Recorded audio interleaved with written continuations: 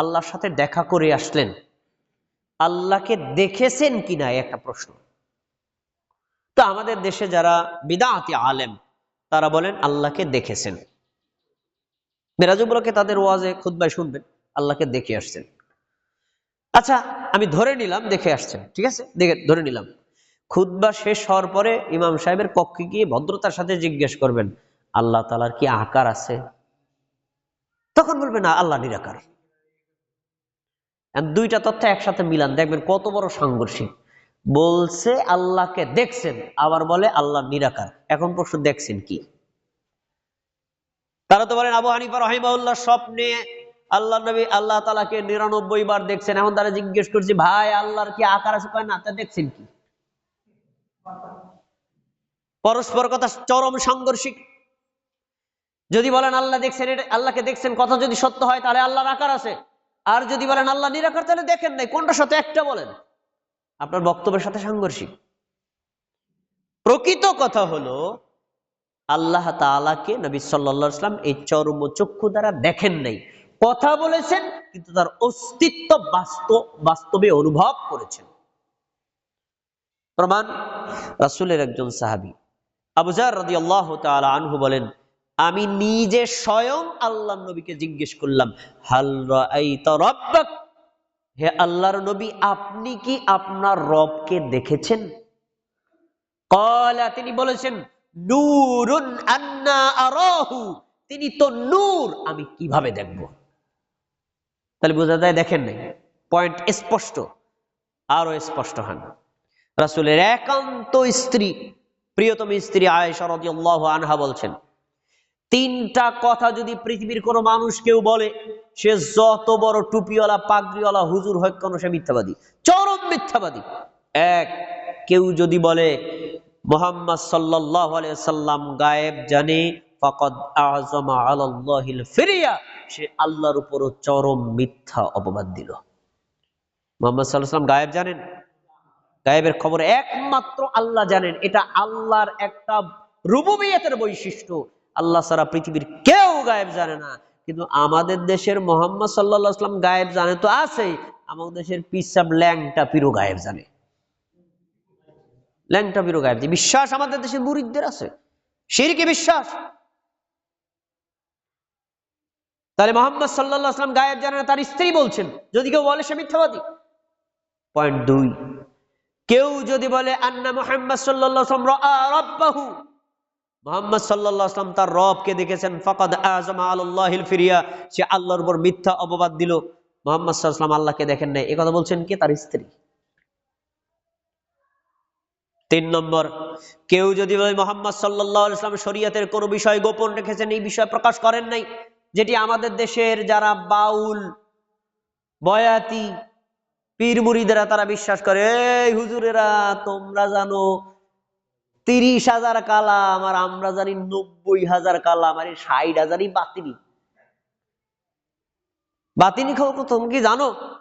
তার মানে তারা বুঝাতে যায় ইসলামী শরীয়তের কিছু আছে গোপন, কিছু আছে প্রকাশ্য। এই যে গোপন, তার মানে নবী সাল্লাল্লাহু আলাইহি ওয়াসাল্লাম এগুলো বলেন নাই, গোপন রাখছেন। তো আয়েশা রাদিয়াল্লাহু আনহা বলছেন, পৃথিবীর কোন মানুষ যদি বলে মুহাম্মদ সাল্লাল্লাহু আলাইহি ওয়াসাল্লাম শরীয়তের একটা বিষয় গোপন রেখেছেন, সে আল্লাহর উপর চরম মিথ্যা অপবাদ দিল। ইসলামে গোপন বলতে কোনো শব্দ নাই, পৃথিবীর সবাই জানবে। এটা হলো মেরাজের আসল শিক্ষা।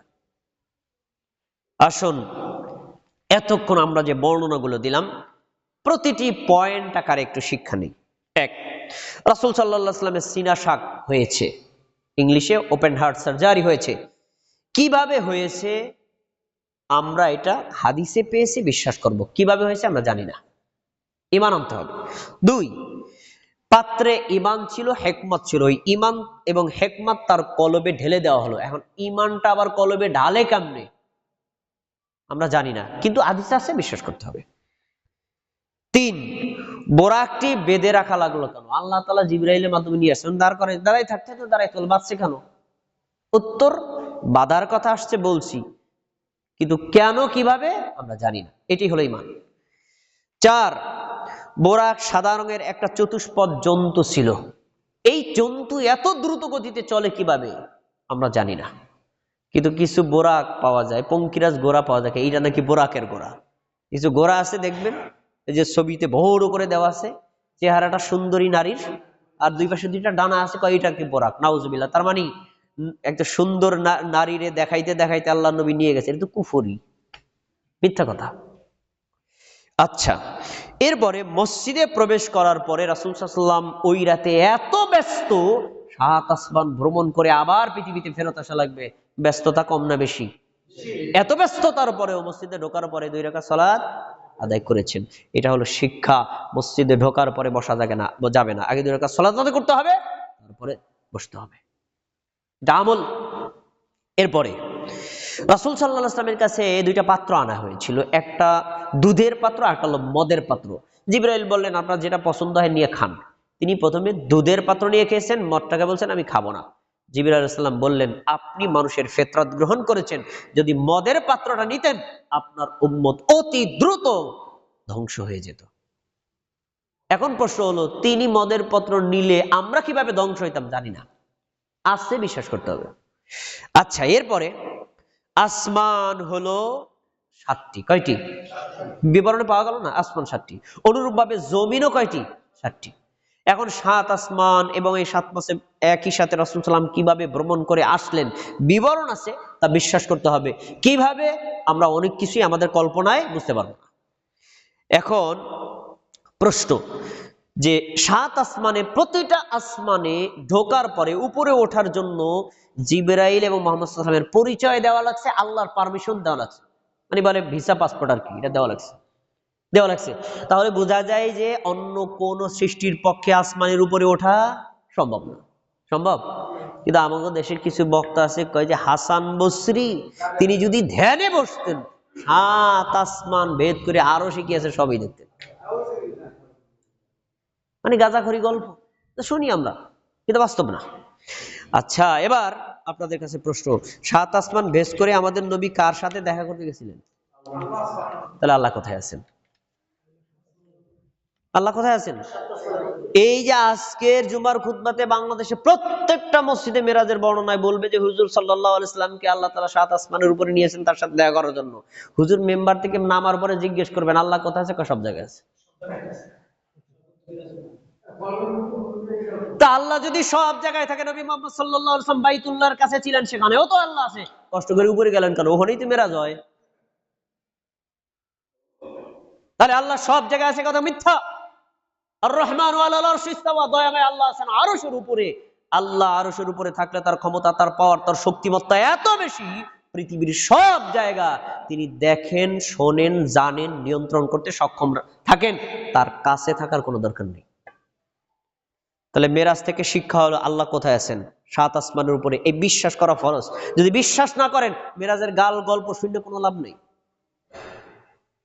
এরপরে রাসূলুল্লাহ সাল্লাল্লাহু আলাইহি সাল্লাম যখন গেলেন, প্রত্যেক নবীদের সাথে সাক্ষাতের সময় জিবরাইল বললেন এই যে আপনার পিতা আদম সালাম দেন, এই আপনার পিতা ইব্রাহিম তাকে সালাম দেন, এই হলো মুসা তাকে সালাম দেন। তাহলে বোঝা যায় যে একটা লোকের সাথে মনে করেন আমি রাস্তায় হাঁটছি, দেখা হয় আসসালামু আলাইকুম। তা আব্দুল হান্নান ভাই ওই লোকটা আবার আসার বলছে যে ভাই এই যে আমাদের ইমাম সাহেব, পরিচয় করে দিচ্ছে না, তখন আবার সালাম দেওয়া সুন্নাত। একটা লোকের সাথে আগে সালাম দিয়েছেন, তখন পার্সোনাল করে পরিচয় ছিল না, আবার যখন নতুন করে পরিচয় দিবে তখন আলাদাভাবে পরিচয়ের সময় সালাম দেওয়াটা কি সুন্নাত। এবং কোন নতুন লোক আসলে তাকে শুভেচ্ছা স্বাগতম জানানো, এটাও সুন্নাত। হাদিসে পাওয়া গেল নবী সাল্লাল্লাহু আলাইহি ওয়াসাল্লামকে যেই কয়জন নবীর কাছে গেছেন প্রত্যেকেই শুভেচ্ছা স্বাগতম জানাইছেন এবং বারাকাতের দোয়া করেছেন। এজন্য আমাদের কাছে কেউ যদি আসে, দেখা করতে আসে, আমরা তার জন্য বারাকাতের দোয়া করব। সৌদি আরবে এটা প্রচন্ড প্র্যাকটিস। কোন লোকের সাথে কথা বলতেছে বা হাইয়াকাল্লাহ বারাকাল্লাহ, হাইয়াকাল্লাহ বারাকাল্লাহ এরকম বলতেই থাকে, এটা সুন্নাত। আচ্ছা, এরপরে ইউসুফ আলাইহিস সালামকে পৃথিবীর অর্ধ সৌন্দর্য দেওয়া হয়েছে। একটা মানুষের দেহের ভিতরে পৃথিবীর অর্ধ সৌন্দর্য দেয় কেমনে? উত্তর হাদিস আছে, বিশ্বাস করছি, কেমনে জানি না, এর নাম ঈমান। তারপরে 7 আসমানের উপরে আল্লাহ তাআলা বাইতুল মামুর রেখেছেন, 70,000 ফেরেশতা সেখানে ইবাদত করেন। ইবাদতের ধরন কি জানি না, করছে, ইবাদত করে, হাদিস আসছে, বিশ্বাস করতে হবে। এর নাম ইমান।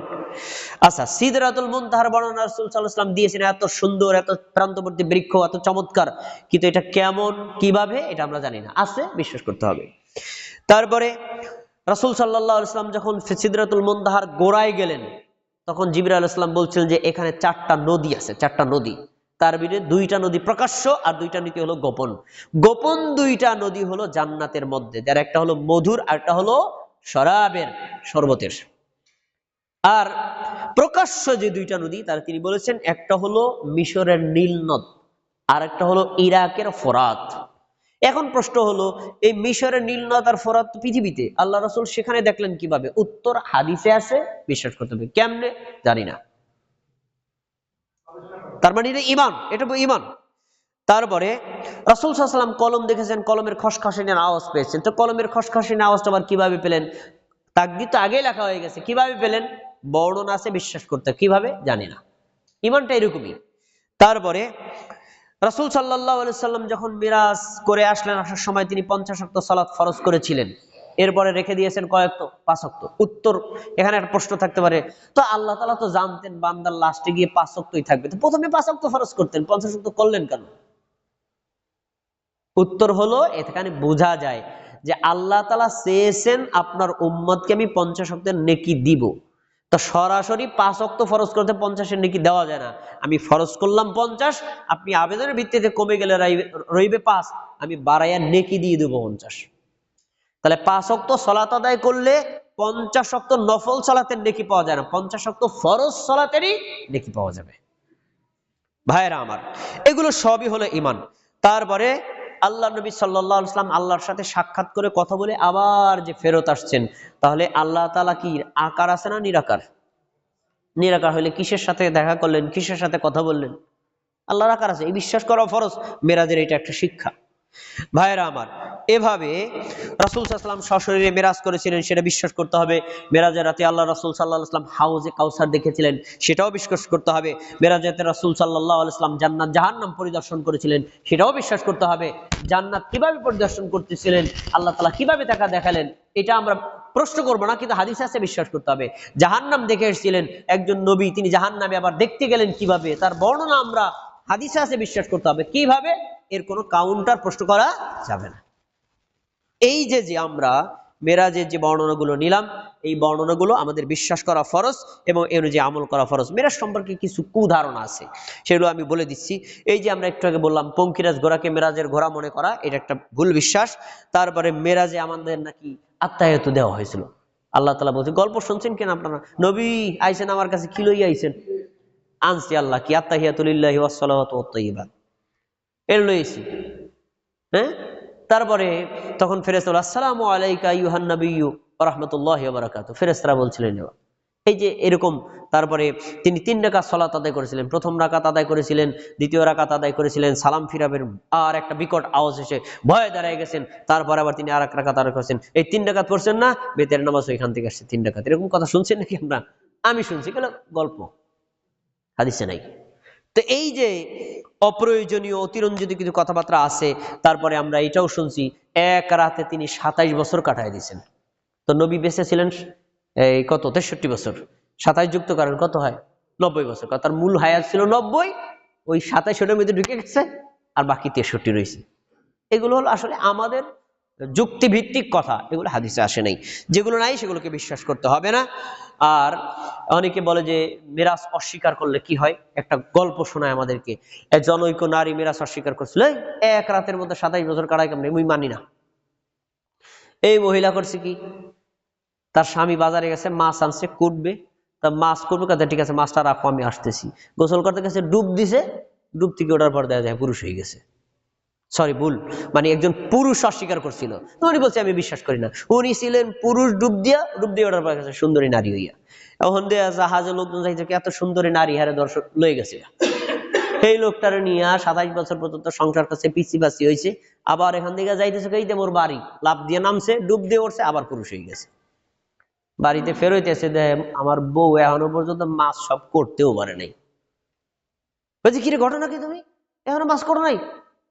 না, আমি তো একটু গোসল করতে গেছেন। কি একটু হয়ে গেছি, আমি তো 27 বছর একজন লোকের সংসারও করি আইছি। কি কয়? তার মানে তুমি যে বিশ্বাস করো না একই টাইমের মধ্যে 27 বছর কাটানো যায়, এই যে তোমার প্র্যাকটিক্যাল জীবনের আমল, এই যে গল্প বলো না হয়, এগুলো সব ভুয়া কথা। যা হাদিসে নাই তো অতিরঞ্জিত করা বলা যাবে না, যা আছে ততটুকুই বলতে হবে। ধর্মীয় বিশ্বাসের ক্ষেত্রে অতিরঞ্জিত করে বলা, এটা হলো বিভ্রান্তির একটা শামিল।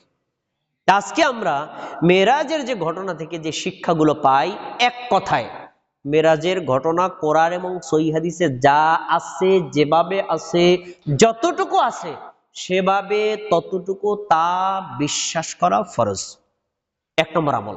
2 নম্বর, মসজিদে ঢোকার পরে দুখুলুল মসজিদ 2 রাকাত সালাত আদায় করা, এটা মেরাজের শিক্ষা। 3 নম্বর, 5 ওয়াক্ত দৈনিক সালাত আদায় করা, এটাই হলো শিক্ষা। এই 3টা শিক্ষা যে গ্রহণ করেছে সে মেরাজ থেকে আসল শিক্ষাটা রিসিভ করতে পেরেছে। আর যে 3টা শিক্ষা গ্রহণ করতে পারে নাই, সে মেরাজের গল্প সারা বছর শুনলে কোনো লাভ নেই। আল্লাহ আমাদেরকে এই মেরাজের ঘটনা থেকে শিক্ষা নেওয়ার তৌফিক দান করুন, আমিন।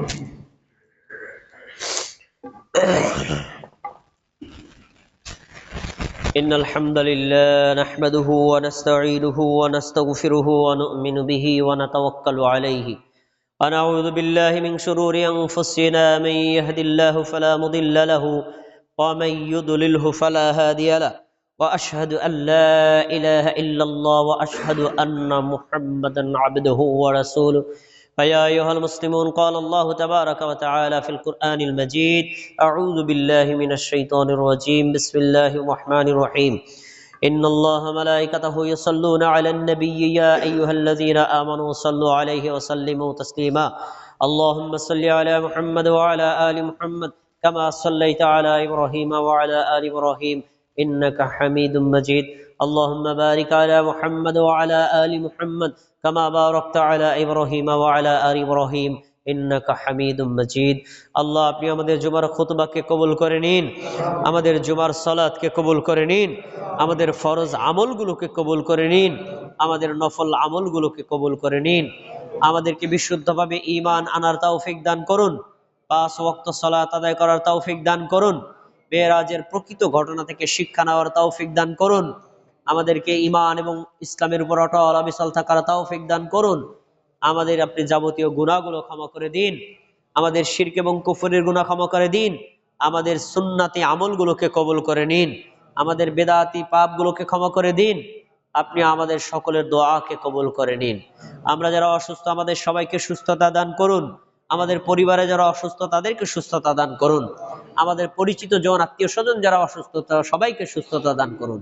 আমরা যারা অভাবগ্রস্ত, আমাদের অভাব দূর করে দিন, আমাদের ব্যবসায় বারাকাত দান করুন, আপনি আমাদের ঋণগুলো পরিশোধ করার তৌফিক দান করুন, আমাদের মা বোনদেরকে হেদায়েত দান করুন, তাদেরকে ইসলামের বিধিবিধান মেনে চলার তৌফিক দান করুন।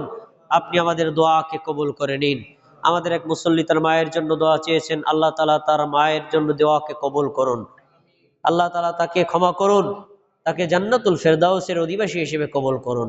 অসুস্থ হলে তাকে সুস্থতা দান করুন। আমাদের দোয়াকে আল্লাহ কবুল করে নিন। আমাদের এই মসজিদটাকে আল্লাহ কবুল করে নিন। মসজিদে যারা দান করে তাদের দানকে কবুল করে নিন। মসজিদের মুসল্লিদেরকে পাক্কা তাওহীদবাদী মুমিন হিসেবে কবুল করুন, আমিন। ইন্নাল্লাহা ইয়ামুরু বিল আদলি ওয়াল ইহসান ওয়া ইতা'i যিল কুরবা ওয়া ইয়ানহা আনিল ফাহশাই ওয়াল মুনকারি ওয়াল বাগি ইয়া'iদুকুম লাআল্লাকুম তাযাক্কারুন ফাযকুরুনি আযকুরুকুম ওয়াশকুরু লি ওয়া লা তাকফুরুন।